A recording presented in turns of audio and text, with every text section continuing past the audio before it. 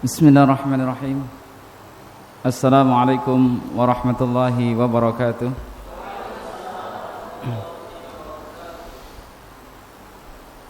Alhamdulillahi rabbil alamin. Wabihi nasta'inu ala umurid dunya waddin. Wassalatu wassalamu ala nabiyyina wa maulana Muhammadin wa ala alihi wa ashabihi wa man tabi'a hudahum bi ihsanin ila yaumiddin. Qala Allah Ta'ala: Ya ayyuhalladzina amanu taqullaha haqqa tuqatih wa la tamutunna illa wa antum muslimun. Para bapak, para ibu ingkang dahat kinurmatan, hadirin wal hadirat jamaah Masjid Al-Barakah yang dirahmati oleh Allah Subhanahu wa taala. Di kesempatan siang hari ini kita bersyukur kepada Allah atas nikmat yang Allah anugerahkan kepada kita. Namun perlu diingat, dari sekian banyak nikmat, jika kita tidak hati-hati, maka boleh jadi kita termasuk di antara kebanyakan manusia yang lalai karena tertipu daya sebab kenikmatan tersebut. Rasulullah sallallahu alaihi wasallam mengingatkan kepada kita, apa kata beliau? Ni'matani maghbunun fihima katsirun minan nas. Ada dua kenikmatan yang manusia dan kebanyakan manusia itu tertipu karenanya. Dari sekian banyak kenikmatan, Nabi hanya menyebutkan dua saja. Ya. Kalau dua saja manusia sudah banyak tertipu, apalagi banyak. Yang pertama apa? Kesehatan. As-sihhatu, kesehatan. Biasanya kesehatan banyak dimiliki oleh anak muda. Kalau orang tua mungkin sehat, tapi keluhannya pasti banyak. Salah satu tanda diantara ciri-ciri orang tua yang sudah tidak banyak sehatnya, tidak ada ketika dia keluar, entah ke masjid, entah ke pasar, suatu aroma yang ia bawa kecuali balsem, kecuali Presker. Ya betul Pak ya. Mambu minyak gosok. Dan itu sudah sering kita buktikan. Bahkan Jumat kemarin kami jamaah juga begitu. Di sisi AC di Masjid Agung, mambu balsem begitu menyengat ya. Setelah menengok, loh ya Masya Allah ya, memang sebelahnya banyak orang tua, cuma saya nggak tahu itu yang mana begitu. Ya karena memang orang tua begitu Pak, keluhannya banyak. Maka nenek diajak pengajian, ditawar menawarnya itu lama. Satu, sudah tidak ada karpet. Dua, sing gegere kesel, cepet-cepetan golet senderan. Jadi diantara ibu bapak yang cepat golet senderan itu kan karena sudah tua. Yang merasa muda orang senderan ya, orang kuat sila sedela semutan deluru sena nyekeli dengkul mijet-mijet tandane wis tua. Tapi coba bapak ibu ingat, sekarang karena banyak keluhan, kalau mau diajak kemana-mana kan pilih-pilih banget itu. Iya ora. Arab dijak ngaji sedela dawisan be mikire ping 17. Tapi kalau waktu muda, sehat muda, dah Masya Allah, diajak kemana-mana pancal gaspol. Ya betul Bu? Iya. Bahkan anak muda sekarang kalau diajak kemana-mana ya akan diterima. Mas Rafiq, anak acara apa jawabannya? Kamu nanya. Malah dibalas begitu sama Mas Rafiq. Kamu nanya. Allahu Akbar. Yang lagi viral anak-anak saya kalau begitu guyune kepingkel-pingkel. Bawa kaos tulisannya my trip my adventure. My urip nggo ngeluyur karena sehat. Coba kalau sudah nini kaki-kaki dijak bakso gedek. Napa Bu? Untune wis ora nana. Dicek maring gule melung gedek. Keng napa Bu? Darah tinggi. Betul? Dicek dahar emping gedek, asam urat. Dicek es duren gedek. Napa? Kolesterol. Dicek es dawet gedek. Napa? Gula darah tinggi. Sekedar minum teh anget gedek, boten lah. Keng napa? Batu ginjal. Dikasih Sprite gedek, kenapa? Gagal ginjal. Apa maning keluhane? Wis tua. Tapi ketika muda tidak dimanfaatkan untuk sebaik-baiknya. Itulah kebanyakan orang yang tertipu daya karena nikmat. Yang kedua, wal farah, kesempatan. Dulu waktu diajak ngaji ini dan itu alasannya sibuk kepol. Siki wis tua, alasannya wis ora kuat. Mau seperti apa? Ya? Maka kesempatan kita diberi kesempatan oleh Allah Subhanahu wa taala, kesempatan hidup kita, hendaklah hal itu jangan membuat kita tertipu karenanya. Dan mudah-mudahan kita berharap kepada Allah semoga kita tidak termasuk orang-orang yang tertipu karena kesehatan dan tertipu karena kesempatan yang sudah Allah anugerahkan kepada kita. Yang kedua, salawat dan salam semoga senantiasa Allah curahkan kepada Nabi kita yang mulia, Nabi Muhammad sallallahu alaihi wasallam, dan juga Allah anugerahkan kepada keluarga beliau, sahabat beliau, sahabat-sahabat beliau, dan seluruh umat beliau yang setia mengikuti sunnah beliau Nabi Allah Muhammad sallallahu alaihi wasallam. Bapak dan Ibu sekalian, a'azzakumullah, materi taklim kita pada siang hari ini yang dimintakan oleh beliau Mas Rafiq ini ya, sesuai jadwal mungkin ya. Betul, di jadwal ada ya, judulnya itu memang ya. Jadi setiap penceramah atau ustadz itu diplekoto istilah Jawanya ya, dipaksa pokoknya temanya kiye aja sing liyane. Saya pikir nanti kalau ada tema mendoan dalam tinjauan Islam saya pun harus manut itu ya. Baik, salat dan pertolongan Allah. Judulnya apa Bu? Salat dan pertolongan. Itu bisa di-share lewat HP grup. Di sini mungkin sudah ada grup WA-nya. Ada WA grup enggak? Silahkan bisa di-share materi singkat ya sebagai bahan bacaan lah. Wong kadang-kala kalau kita mengandalkan kuping itu kan nyun pangapunten ya. Wong sinyal TV kadang-kala gemresek. Betul Bu? Napa malih kuping tua maning. Nah, masyaallah. Daya ingatnya loadingnya wer masyaallah suwe banget. Apalagi kalau sudah selesai pengajian. Sekalipun sudah selesai, paling kan yang dibawa bukan ilmunya, seneke yang dibawa, makanannya dibawa, tapi ilmunya ketinggalan buh nang endi ora. Biasanya begitu ya. Ngaji santri tulen, santri metu terus kelalen. Wong kadangkala dereng metu bempun kelalen. Jadi nanti silahkan materi itu bisa dibaca sebagai perenungan dan juga pengingat serta motivasi bagi setiap insan yang hidup dan tinggal di dunia. Sebelumnya saya ingin tanya, dalam pembahasan salat dan pertolongan Allah, siapa di antara Bapak dan Ibu yang selama hidup sampai detik ini ba'da salat zuhur yang tidak punya dan belum pernah dapat musibah atau masalah? Ada enggak? Sejak lahir keluar sampai panjenengan tua tesih enom lah nggih, enom expired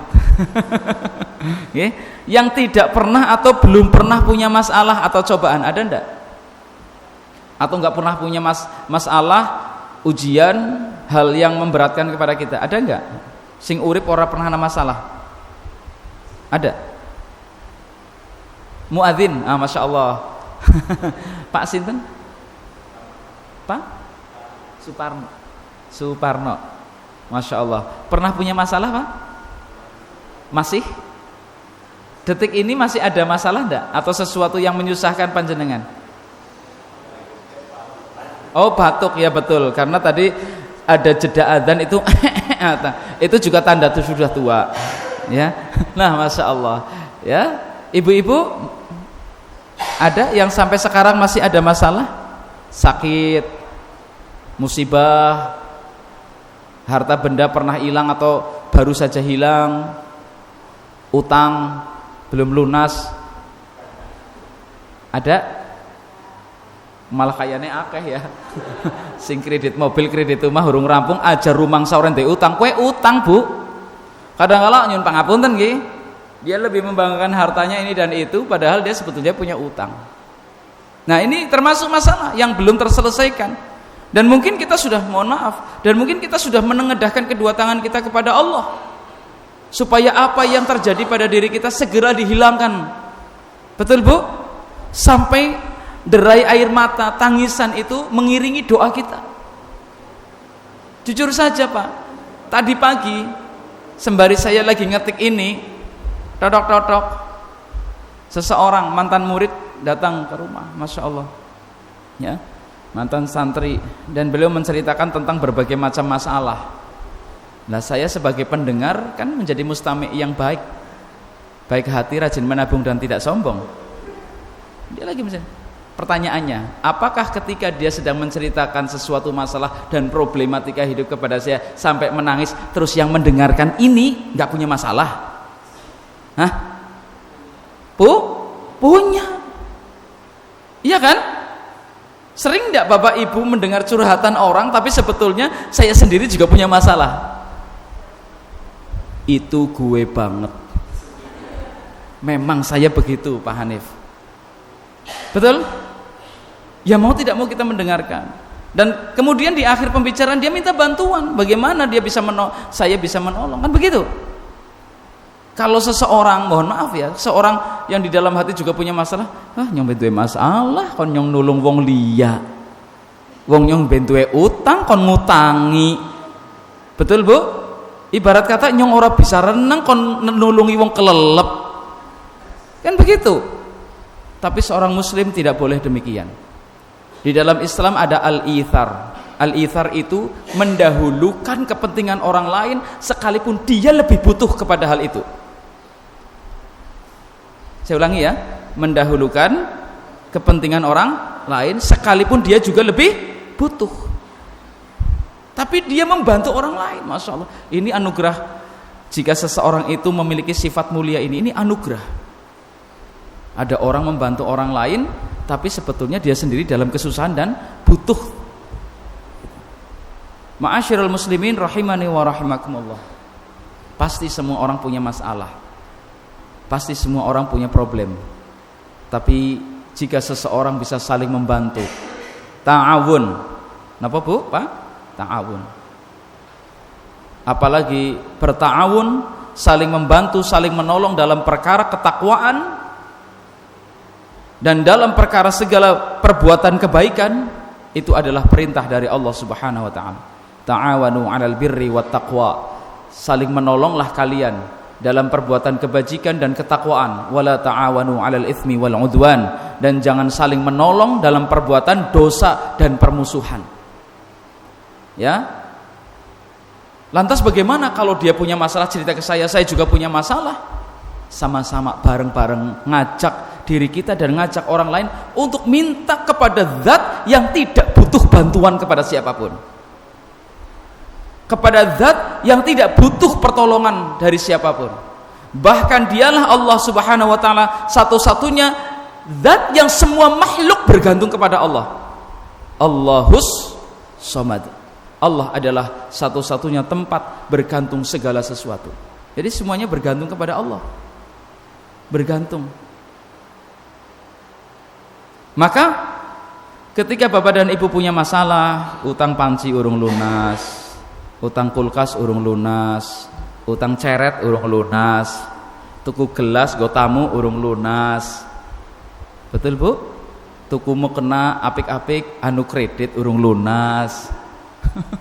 Apa-apa urung lunas. Ya? Banyak masalah, anak sakit, dalam waktu bersamaan suami sakit. Ya, tadi yang sedang cerita ke saya itu begitu, anaknya sakit masuk rumah sakit, gak ada biaya, masya Allah. Ya, kemudian suaminya juga di Jakarta seminggu nggak bekerja karena sakit jantung, masya Allah. Ya, minta bantuan sana sini tidak mendapatkannya. Maka itu pun qadarullah. Permintaan temanya dari Mas Rafiq kebetulan tadi pagi juga dialami oleh orang tersebut. Maka yang saya berikan yang pertama kali adalah nasihat. Minta bantuan tuh nasihat. Kadang-kala begitu ya Bu ya. Nyukin jaluk bantuan, orang jaluk omong ya. Masya Allah, nasihat itu penting. Jauh lebih penting dari materi. Loh kenapa bisa begitu? Kalau tidak ada nasihat, dia bisa tersesat Pak. Nyun pangapunten, ada seseorang laki-laki, jujur, ada seorang laki-laki, dia putus asa karena punya masalah dan problematika dengan istrinya, beranak 3. Dia punya istri dan kemudian sudah punya putra kecil-kecil 3. Kemudian istrinya menggugat cerai dengan segala persoalan yang ada yang di masa lalu. Pada intinya adalah sang wanita ini meminta kepada suaminya untuk memberikan jatah nafkah bulanan segini, kalau enggak mau saya minta cerai. Masya Allah. Ada Pak, bapak-bapak yang istrinya begitu? Hadir apa tidak di sini? Hadir apa tidak? Ya, jadi suaminya dituntut oleh istrinya wajib memberikan nafkah bulanan sekian, kalau enggak mampu jangan jadi suami saya. Dan itu sampai datang ke pengadilan. Di pengadilan sing domai malah ibune bojone. Loh jan yuyu jenengan sing njaluk pegat sih kangen ngapa? Ya begitu masalahnya. Bersyukur atas kebaikan suami. Saya tanya Pak, yang ibu-ibu, yang namanya nafkah bulanan itu harus bentuknya uang sekian atau boleh membelikan beras, gula, telur, pakaian atau apa? Saya memberikan beras, ketika bapak memberikan beras kepada ibu 1 karung itu termasuk nafkah atau bukan? Jawab Bu. Aja ragu-ragu. Memberikan gula pasir 3 kilo nafkah atau bukan? Lah bukan nafkah Pak. Dok kena apa sih? Kowe ndongakne nyong kon kena diabetes apa? Dok kena gula ngasih 3 kilo. Lah ya artinya apa saja yang bisa dimakan oleh istri dan apa yang bisa dipakai oleh istri itu nafkah. Sekalipun bentuknya bukan langsung uang. Mungkin sang suami ada beberapa yang gaji bulanannya diserahkan utuh kepada istri. Istri senang banget. Tapi ada juga sang suami yang menahannya, yang ngatur dirinya. Kenapa? Karena dia kurang percaya kepada pengaturan istri. Kenapa? Dia kenal istrinya itu punya budaya konsumtif. Duwai sepira-pira entong.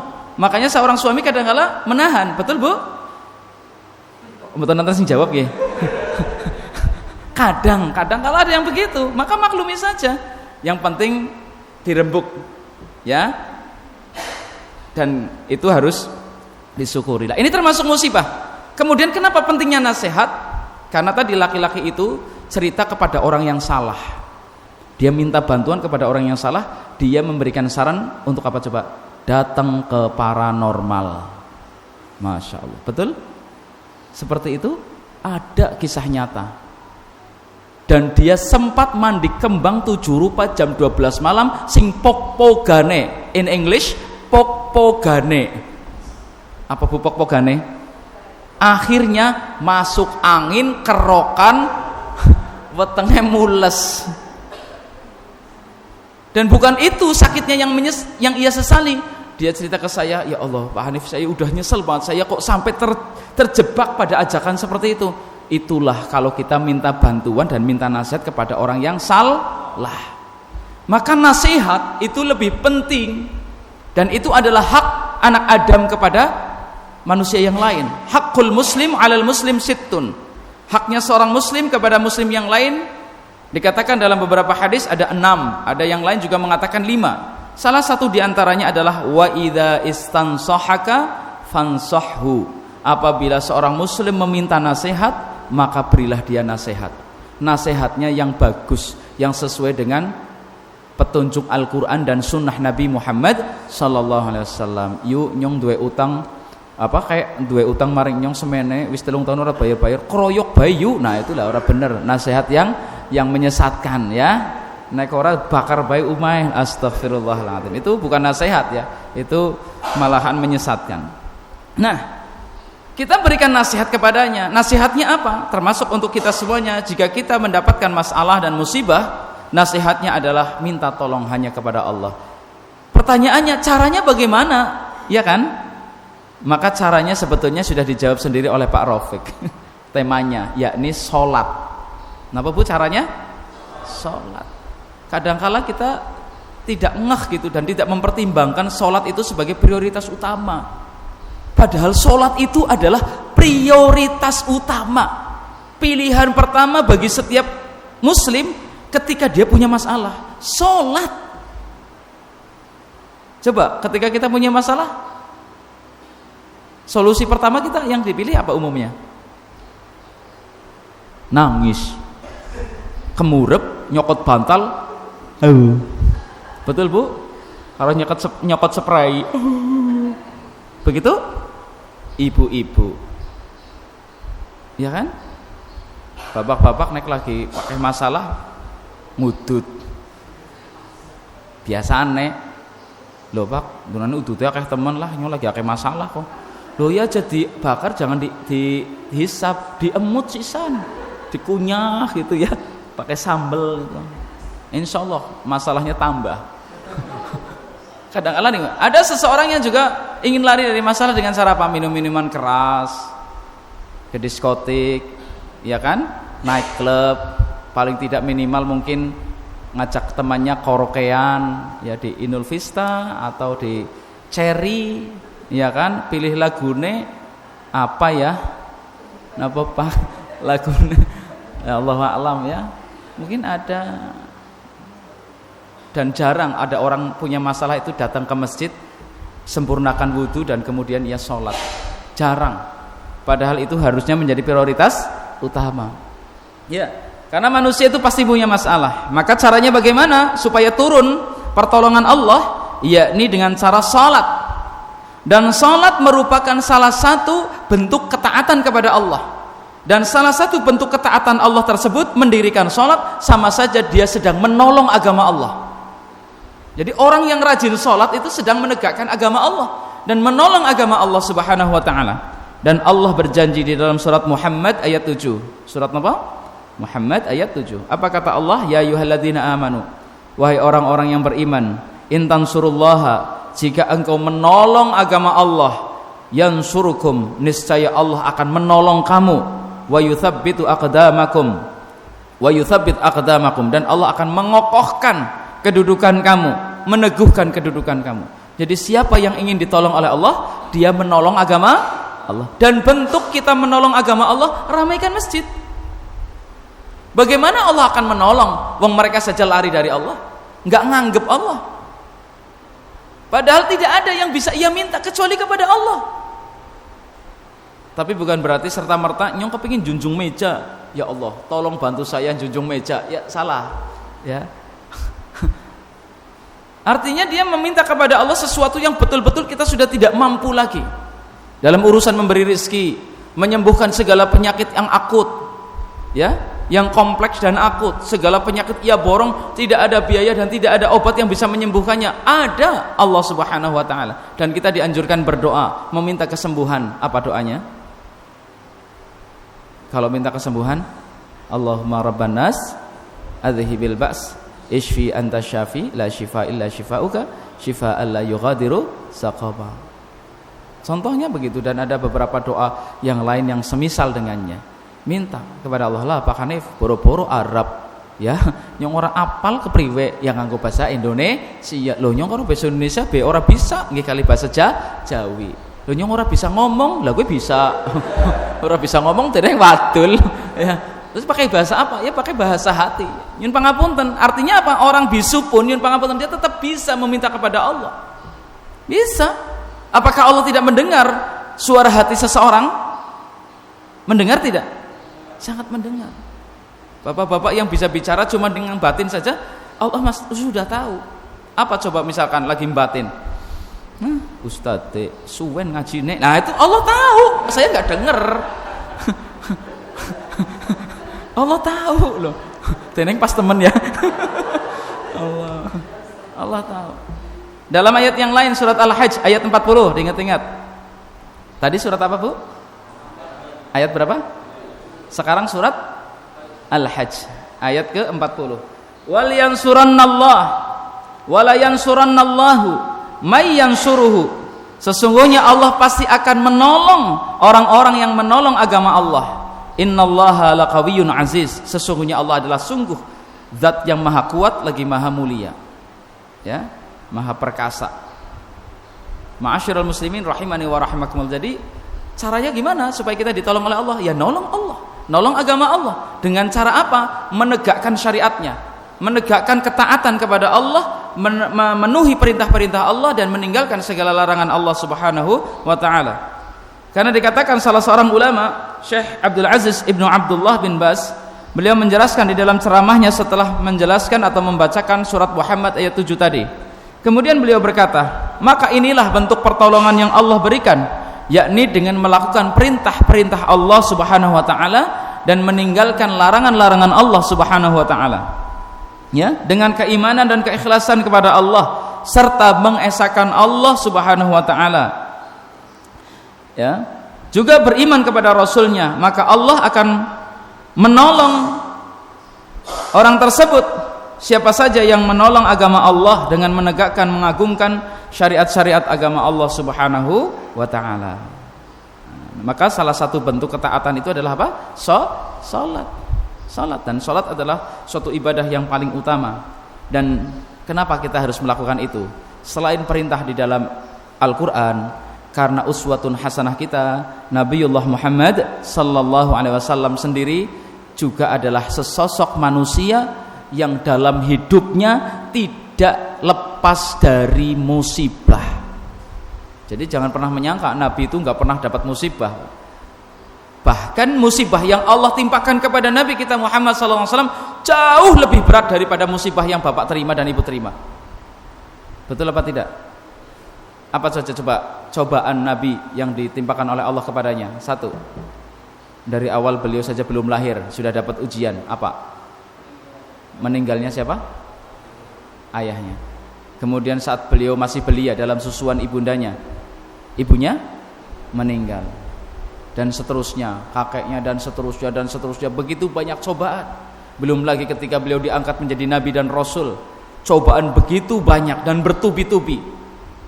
Ya, tidak ada yang Allah berikan satu musibah sejak Nabi Muhammad SAW sampai sekarang yang ujiannya lebih berat dari beliau, tidak ada. Bahkan ketika beliau memiliki anak-anak, siapa di antara anaknya yang masih hidup hingga menyaksikan ayahandanya meninggal, yakni Nabi meninggal SAW? Siapa? Hanya Fatimah. Sisanya meninggal semua dalam keadaan masih kecil. Betul? Putranya Nabi berapa? Pirah, Bu? Pinten? 7. Yang dari Khadijah Al-Kubra radhiyallahu taala anha berapa? 6. Putranya Maryah Al-Qibtiyah 1. Dan semuanya meninggal dalam keadaan masih belia kecuali Fatimah radhiyallahu taala anha, yakni putri beliau yang menyaksikan ayahandanya meninggal. Cobaan atau bukan? Putranya meninggal dunia semua. Betul, Bu? Padahal ibu-ibu alhamdulillah masih punya banyak putra, sehat-sehat, bahkan mereka tumbuh kembang dalam keadaan yang cantik dan gagah, serta mereka anak-anak kita pinter-pinter, masya Allah. Dan mungkin kita hanya pernah dicoba helm hilang. Ada nggak? Bapak punya pengalaman helm hilang? Saya pernah 3 kali. 1 kali di kantor dinas pendidikan, 2 kali nang masjid, plus mantel. Iya, hilang nang masjid, tapi itu takdir Allah. Cobaan lawan duit mung-mungan gue tuku helm hilang. Masa ini kan yang balik yang masjid helmnya karo ember, ya kan? Nah, tapi gimana lagi? Ya kan, masya Allah. Itu cobaan. Pernah ada yang kehilangan uang? Pernah dompet? Masya Allah. Ya kita juga pernah 2 kali kehilangan dompet. Ya. Tapi rezeki Allah maha luas. Rezeki Allah maha luas. Itu tidak menjadi masalah karena Allah adalah tempat bergantungnya segala sesuatu. Dan Nabi SAW dalam sebuah hadis riwayat Abu Dawud, ya, disebutkan bahwa ya, Nabi SAW ketika diterpa kesulitan, Nabi SAW senantiasa menegakkan salat. Apa kata dalam hadis ini, hadis riwayat Abu Dawud, karena Nabi SAW adalah Nabi SAW, idza hasabahu amrun, apabila suatu perkara, urusan, masalah menimpa beliau sallallahu alaihi wasallam, shalla, Nabi salat. Kenapa harus salat? Karena Rasulullah sallallahu alaihi wasallam juga pernah bersabda, ya, ketika segala urusan, segala masalah itu menimpa kepada seseorang, karena sesungguhnya as-salatu nur, salat itu cahaya. Jadi siapa yang ingin membutuhkan solusi, hatinya padang dan pikirannya padang, hendaklah ia memperbanyak sujud atau salat kepada Allah Subhanahu wa taala. Ya, contohnya selain Nabi SAW, Imam Bukhari yang mengarang kitab Sahih Bukhari, ya, setiap kali Imam Bukhari telah meneliti satu hadis, kemudian dalam penelitiannya dia mengalami kebimbangan, keraguan-raguan, dan apakah ini akan saya cantumkan dalam kitabnya, kitab Sahih, maka beliau terlebih dahulu salat. Syekh Ibnu Taimiyah rahimahullah juga ketika beliau membaca buku, membaca kitab, dan beliau kok gak mudeng-mudeng, gak faham-faham, beliau sholat. Beda dengan kita, apalagi di zaman sekolah, orang mudeng-mudeng jadi kancane nyekel kuping A. Karena dulu metode contek sejak dulu zaman sampai sekarang mungkin ada pembaharuan, tetapi pada prinsipnya sama. Kode A nyekel kuping kanan, B nyekel kuping kiri, C nyekel irung, D nyekel rambut. Jadi kalau ada temennya tanya, rekan-rekannya kayak kiye, pengawasnya nggak lihat, takon soal nomor loro, kancane sing pinter nyekel kuping tengen. Apa miki? A. Iya. Padahal ketika kita tidak memahami sesuatu, hendaklah kita melaksanakan sholat. Oh berarti nek lagi tes bingung terus metu sholat? Ya tidak seperti itu. Ya artinya persoalan-persoalan sedang membaca dan dia belum paham. Karena kondisinya ini bukan sedang tes. Ya, dia apa? Dia sholat. Syekhul Islam Ibnu Taimiyah beliau melaksanakan sholat. Bahkan ketika kita sedih, anak kita jauh, kangen, sedih, begitu ya. Wismaam apa urung, gudigen apa ora. Kadang-kala kan kalau anak di perantauan apa maning nang pondok, we khawatir banget orang tuanya. Karena konon kalau ada santri belum gudigen itu belum jadi santri. Tapi kalau santri sekarang mah fasilitasnya lek. Betul Bu? Karena pondoknya sekarang namanya mesti pondok modern. Gedungnya sebagus ini, ranjangnya bagus-bagus, tempat tidurnya dan lain sebagainya serba bagus. Ya berbeda dengan ketika bapak kita, orang tua kita mondok, ya Masya Allah. Saya sendiri masih ngalami. Betul. Jadi setiap malam itu tidur bersama tinggi, kutu busuk. Tinggi ngertos Bu? Dipites dambung. Itu adatnya wong Indonesia. Genah-genah tinggi mambu, dipites mesti dambung, wong genah mambu ya, dadak dambung untuk memastikan ketinggi apa dudu. Ya kayak nyun pangapunten, panjenengan menyak telek ayam. Wis genah-genah ayam dadakan Allah temenan mesti dadak memastikan begitu. Ya. Kemudian apalagi dulu saya di tempat yang airnya itu tidak baik. Dia airnya mengandung belerang. Jadi bau apa namanya? Nieng. Itu yang kedua. Yang ketiga, mohon maaf, buang hajat itu bukan WC, tapi kolam. Kolamnya ada WC-nya, di atas blumbang itu, bawahnya lele. Jadi setiap kali mohon maaf kotoran jatuh itu gempa mendadak, duduk karena lelenya sekaki-kaki. Betul. Betul. Dan itu pernah kita alami bersama. Ketika teman jam 2 malam itu kepingin buang hajat, gerimis-gerimis, tidak ada atapnya ya. Gerimis-gerimis gak ada atapnya. Dia bukannya buang hajat tapi kecemplung belumbang. Masya Allah. Itu santri zaman dulu begitu di pedesaan ya. Tapi kalau santren sekarang luar biasa. Ya baik. Dan kalau kita dalam keadaan sedih, kesusahan seperti itu yang pernah kita alami, dalam perantauan kita nggak punya uang sepeser pun, masya Allah, goleti nang sak ngasih sake soek, betul bu? Kita cari di cucian kita, menawan nang sak esi anak duit, nyelimpet nang kono, cari-cari.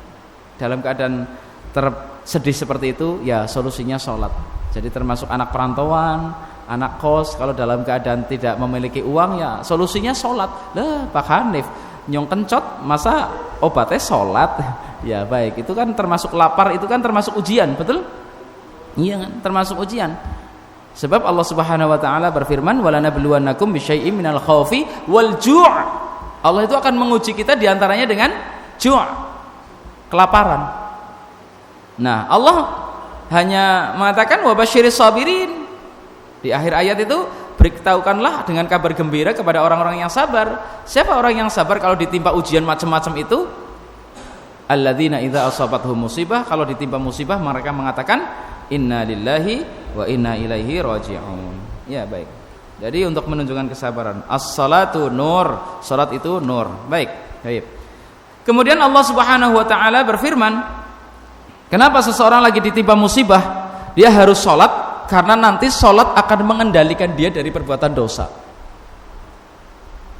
Kalau dia tahu bahwa Allah itu satu-satunya solusi, dengan dia mendekatkan diri kepada Allah, dia akan terhindar dari perbuatan keji dan mungkar.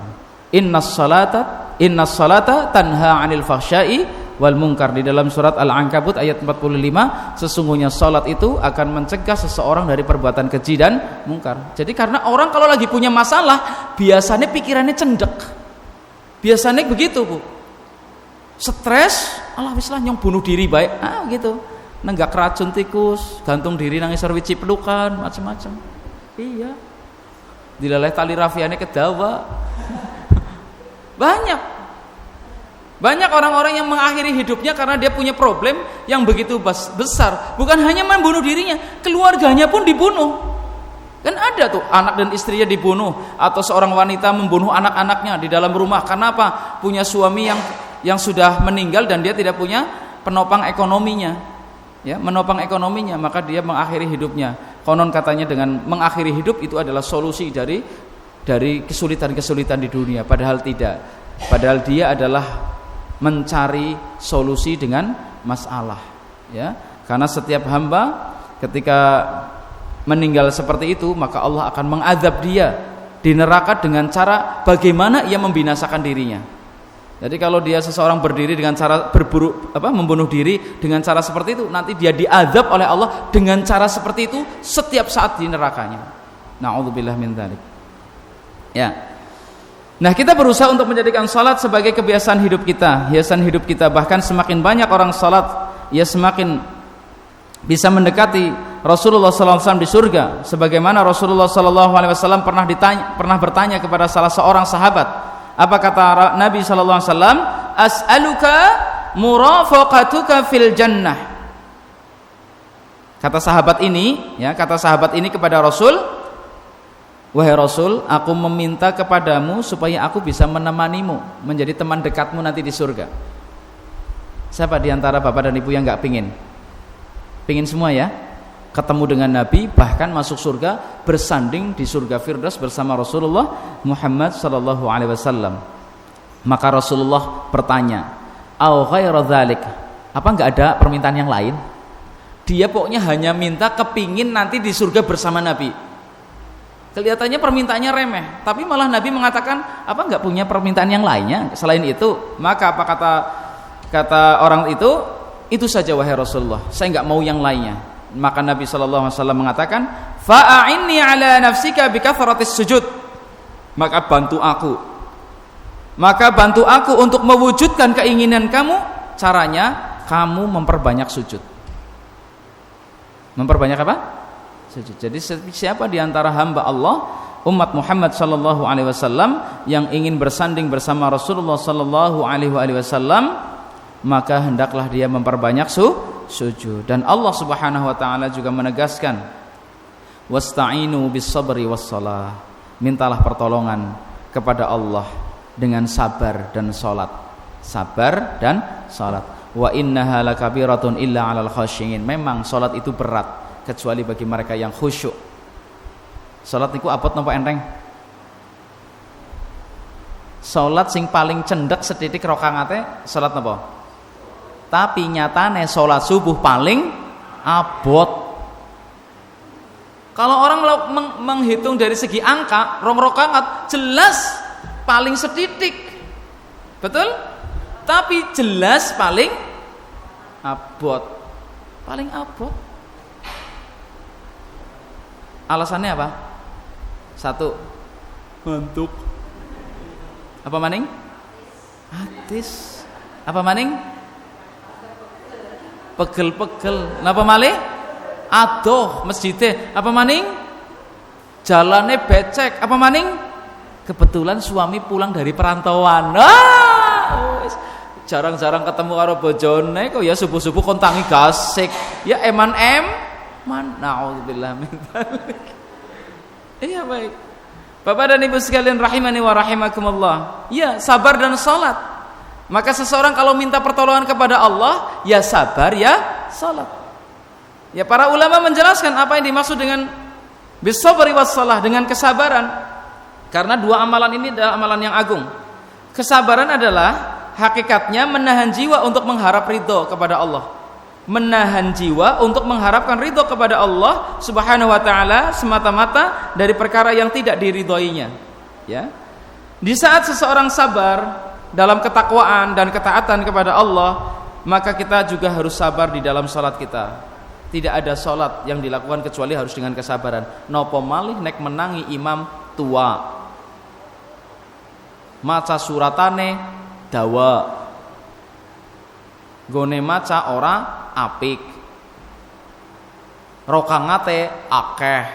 Titeni nek trawehan. Bulan Maret kita sudah mulai Ramadan. Kurang lebih betul? Jajal favorit siapakah diantara bapak terhadap seorang imam dan ustad? Golete sing enom, suarane apik, wacanane cendek. Nek anak imam sing kaya kue, macanane al-ikhlas, al-kautsar, al-ikhlas, al-kautsar, al-ikhlas, al-kautsar. Kue imam favorit.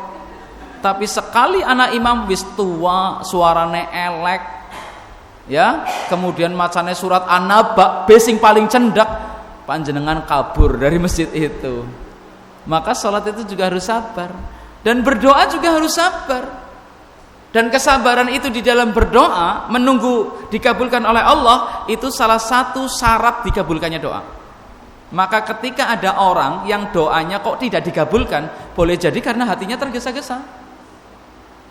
Iya, tidak boleh ada i'jal di dalam pengharapan berdoa. Contoh, panjenengan sudah berdoa pingkopang kaping, terus ngendika, berkata, nyong enggane wis ndonga kok urung dikabulna ya, itu termasuk kalimat seperti itu adalah kalimat yang buruk, yang tidak boleh keluar dari seseorang yang masih berharap kepada Allah. Kenapa? Itu salah satu i'jal, tergesa-gesa. Jadi tidak boleh mengatakan nyong wis ndonga kok dene urung dikabulna ya.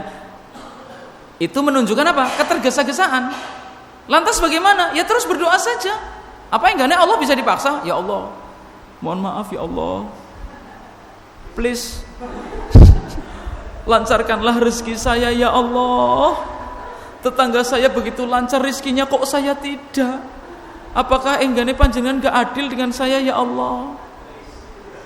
Saya udah miskin 7 turunan, 7 tanjakan, 7 pengkolan, 7 perapatan ya Allah. Kenapa engkau masih ciptakan saya terlahir dari keluarga yang miskin lagi?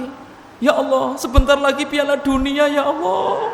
Saya minta dengan sangat, lancarkanlah rezeki saya supaya bisa beli TV ya Allah. Dengan alat set-top boxnya ya Allah. Karena sekarang eranya TV digital ya Allah, ora urus. Arep TV digital, arep TV apa analog, enggak peduli. Dan kita nggak bisa maksa Allah, ya Allah nek sampai minggu depan saya nggak dikasih rezeki, nyong emoh sholat maning temenan loh. Allahu Akbar, kok ngancem-ngancem.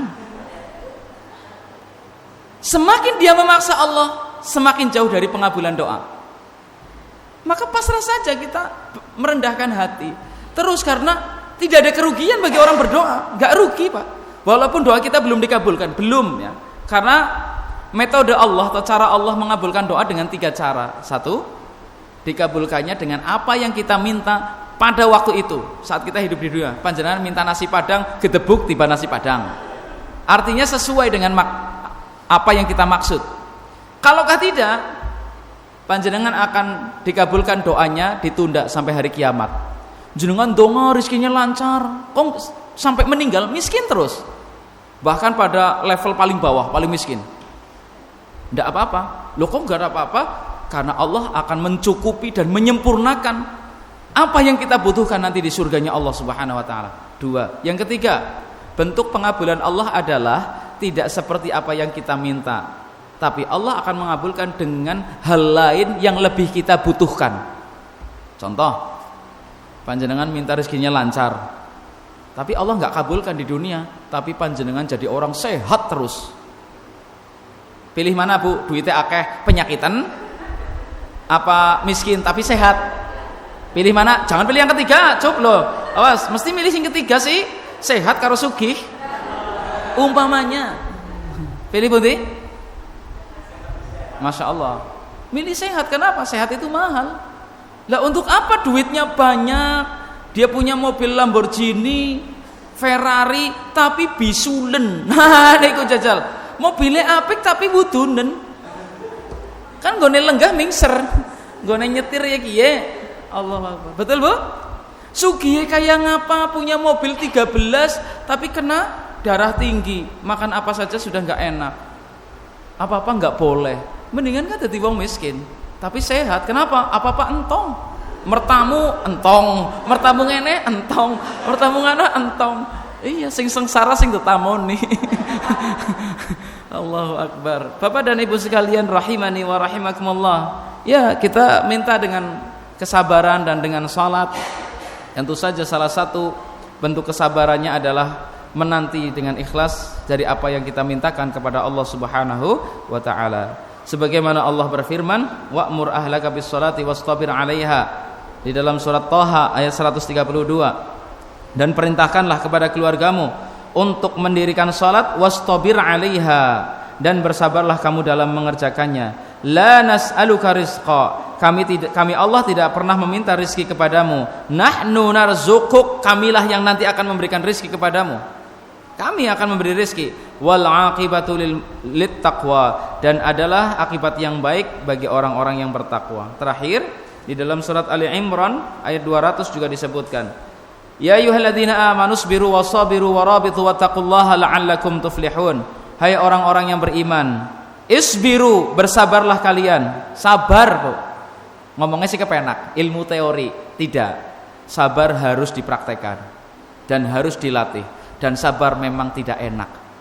As-sabru kasibri murun fi madaqatihi lakin awaqibu ahla minal asali. Sabar itu bagaikan brontowali yang pahit rasanya, lakin awaqibu ahla minal asali. Tapi akibat dari kesabaran yang pahit itu lebih manis daripada madu. Contohnya kesabaran orang yang berpuasa. Semenjak fajar setelah sahur dia wajib berhenti dari makan dan minum serta melampiaskan syahwatnya kepada istrinya. Betul Bu? Jam 7 terlewatkan, jam 8 mulai garing, jam 10 mulai kecut, jam 12 awan mulai itu baik, jam 3 sore wis glendreh. Betul? Jam 4 wis rasane nano-nano, sirahe piar-piaran. Jam 5 wis lemes dudes. Setengah 6 todong-todong bleng. Allahu Akbar, Allahu Akbar. Lah urung tebuaken maning lah jen. Kesuwen nggih. Misalkan sudah tersedia air putih, bismillah glek air putih tok Bu. Nikmat atau tidak? Nikmat. Nikmatnya orang yang sudah berpuasa menahan lapar dahaga, kemudian disuguhkan dengan segelas air putih, glek baru seteguk saja sudah nikmatnya luar biasa. Termasuk orang yang menahan dunia. Dunia ini berat, susah. Anak lahir saja kan nggak mungkin langsung bisa lari jas-jasan dan langsung bisa makan enak, nggak bisa. Anak kita yang baru lahir ompong, urung bisa melayu, makanannya hanya satu, susu ibunya, udah. Tapi ketika dia sudah tambah besar, dia makan apa saja lah, bakso, grontol, gesret, oyek, krekel, gabuk-gabuk, cenil, lopis, jiwel, betul Bu? Geduk bolet, geduk muntul, geduk tales, ya kan? Pecel, apa malih? Cilok, cireng, cilung, cidek, aci gulung, aci kepitek lah kan itu. Iya, dan lain sebagainya. Masya Allah, semuanya bisa kita nikmati. Ya. Tapi tidak semuanya orang bisa menikmati, tergantung kesehatannya. Maka ketika kita beriman kepada Allah, kata Allah, isbiru, bersabarlah kalian, wasabiru, dan tetaplah dalam kesabaran itu, atau kuatkanlah kesabaran itu, warabitu, dan tetaplah bersiap siaga di perbatasan negerimu, wattaqullah, dan bertakwalah kepada Allah. Tujuannya apa? La'allakum tuflihun, supaya kalian beruntung. Jadi kalau kita ingin lepas dari persoalan dan mendapatkan kemenangan, keberuntungan, tetap bersabar dan tetaplah kita melaksanakan sholat, karena sesungguhnya sholat adalah sebagai jalan menuju pertolongan Allah tabaraka wa ta'ala. Demikian, monggo dipun rahabi seneke napa sampun telas, kula sampun kedisitan. Monggo Ibu Bapak Bacin, ada yang mau bertanya, monggo. Okay.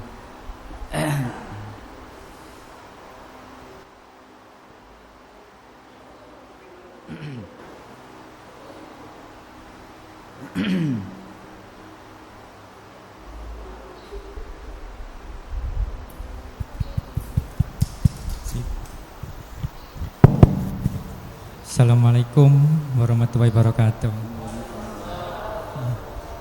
Mohon izin bertanya Ustadz. Ya. Tadi Pak Ustadz mengatakan kalau ada masalah, musibah dan sebagainya, sholat seperti itu kan Ustadz ya. Nah, yang mau saya tanyakan adalah di Indonesia ini kan banyak berbagai aliran atau paham seperti itu kan Ustadz. Dari berbagai paham ada aliran itu kan banyak ketentuan sholat. Kita ambil contoh saja. Oh, kalau sholat subuh harus seperti ini dan sebagainya. Kalau aliran ini dan paham ini dan sebagainya. Lah, pertanyaan saya di sini adalah sholat yang ketentuannya sesuai dengan ajaran Nabi Muhammad itu aliran yang mana Ustadz? Jadi kita sebagai orang yang awam agama minta tolong pencerahannya seperti itu Ustadz. Oke, itu aja. Assalamualaikum warahmatullahi wabarakatuh. Assalamualaikum warahmatullahi wabarakatuh. 100.000 atas pertanyaan yang diajukan kepada saya, tolong transfer ke rekening saya. Guyon. Ya, baik. Jawabannya adalah dalil Nabi sallallahu alaihi wasallam. Apa kata Nabi? Sallu, salatlah kalian. Kama, sebagaimana ra'aitumuni, kalian melihat aku salat. Ya. Sallu kama ra'aitumuni usalli. Salatlah kalian sebagaimana kalian melihatku salat. Siapa yang dimaksud di sini? Sebagaimana kalian melihatku salat. Siapa? Yang melihat? Sahabat dong. Karena sahabat menjadi CCTV, video, kamera yang merekam bagaimana cara Nabi salat. Kemudian kedua, Nabi salat hanya sekali, berkali-kali banyak, hanya satu tempat, banyak tempat, hanya dalam satu kondisi, banyak kondisi. Maka banyak orang-orang di kalangan para sahabat yang merekam tentang tata cara sholat Nabi. Maka ada pertanyaan, lalu aliran yang mana yang wajib kita ikuti? Alirannya yang diriwayatkan oleh para sahabat. Artinya selama bapak dan ibu menjumpai gerakan sholat yang tertera di dalam dalil, ikuti. Dalil yang mana? Tentu saja dalil yang sahih. Dari hadis-hadis yang sahih yang ada di dalam kitab-kitab hadis Bukhari, Muslim dan yang lainnya, maka selama ada tertera di sana tata cara salat seperti itu disahkan. Monggo, sampun cekap? Sampun. Allahu Akbar. Ya, mudah-mudahan apa yang kita pelajari memberikan motivasi untuk kita senantiasa menjadikan salat dan sabar sebagai solusi atas persoalan yang kita hadapi. Demi Allah, semua orang yang terlahir di dunia ini pasti punya masalah. Ya, punya masalah. Bahkan anak kecil saja yang belum balik saja saya sudah punya masalah. Masalahnya apa? Ditinggal pergi orang tuanya. Masya Allah. Apa diantara bapak mungkin yang melakukannya atau apa? Naudzubillah min dzalik ya. Jadi kita minta tolong kepada Allah Subhanahu wa taala dan mudah-mudahan doa kita dikabulkan olehnya. Amin ya rabbal alamin. Mohon maaf atas segala kekeliruan.